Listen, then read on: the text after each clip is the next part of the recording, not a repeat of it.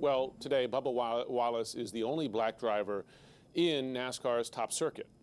Bill Lester knows what it's like to break barriers in the racing world. He was the first African-American to win a Grand Am race. He joins us now. It's so nice to have you. Thanks for being with us. Well, I appreciate you guys having me on. Thank you. Let's listen to a little bit more of that moment that Diane just showed us and what Bubba Wallace said yesterday. The sport is changing. The deal that happened yesterday, sorry I'm not wearing my mask, but I wanted to show whoever it was that you're not going to take away my smile, and I'm going to keep on going. Bill, you lived some of the racism within NASCAR in the community. So is this the moment of change? Well, I hope it is. It's definitely a step in the right direction. The fact is that the public is aware that change is in the air. NASCAR's made some very strong statements and put some processes in place, such as the banning of the flag, that lets folks know that we are serious, NASCAR is serious, and that it is time for change. So I don't know what the rest of the plans are. I think the banning of the flag is just the first step in a number of many. I'm not privy to what those next steps are, but I reached out to the president of NASCAR, Steve Phelps, and indicated that he has my support. And whatever it is I can do to try to help move the initiatives in the right direction, I'm there for them. Bill, I don't have to tell you, how intractable some of these problems are, and you saw that in, a plane flying a Confederate flag over the raceway the other day. Hats and shirts with the Confederate symbol still selling well outside the raceway. Our team was there filming some of that in the last couple of days. I don't want to under or overestimate the driver's ability to move this, right, to move their fan base. I'm just curious, do you believe they can in this environment? Do you believe there's something different now about addressing this and changing this?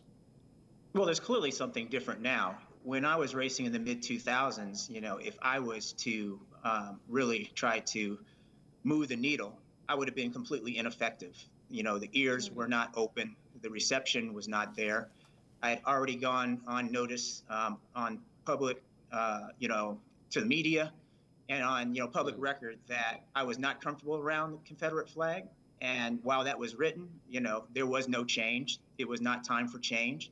Now is the time for change. The movement is real. And I'm just proud of the fact that NASCAR has really stepped up and that a lot of the fans of NASCAR are very supportive of the initiatives that NASCAR has put in place as well. This isn't a matter of just, black folks being happy that this is the case. This is the situation where a lot of the white fans are happy that this is happening, that it's long overdue. Yeah, for sure. In terms of how you diversify the sport, I mean, you've been pretty candid in calling out big corporations and calling on, rather, big corporations that sponsor these drivers and saying you have a lot of the power here to affect change. That's right, Poppy. I mean, the sport is driven by money. People don't realize just how much it costs to race in the Cup Series. It's a $18 to $20 million proposition each year per car. So, these cars don't run around the track on their own.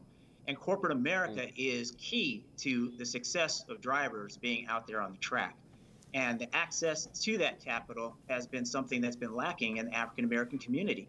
I mean, we just have not gotten the financial support that allows us to race on the top level, for any extended period of time.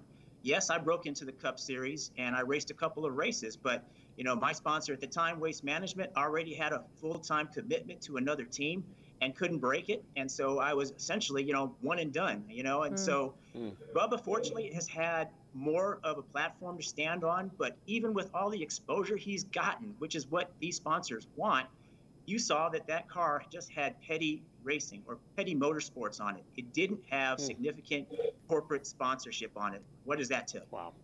Yeah. That's interesting. Yeah. It's so interesting. And frankly, Bill, something I hadn't really thought about until reading a lot more about this. So thank you for being a voice on that and for joining us this morning. It's been my pleasure. I appreciate you guys having me.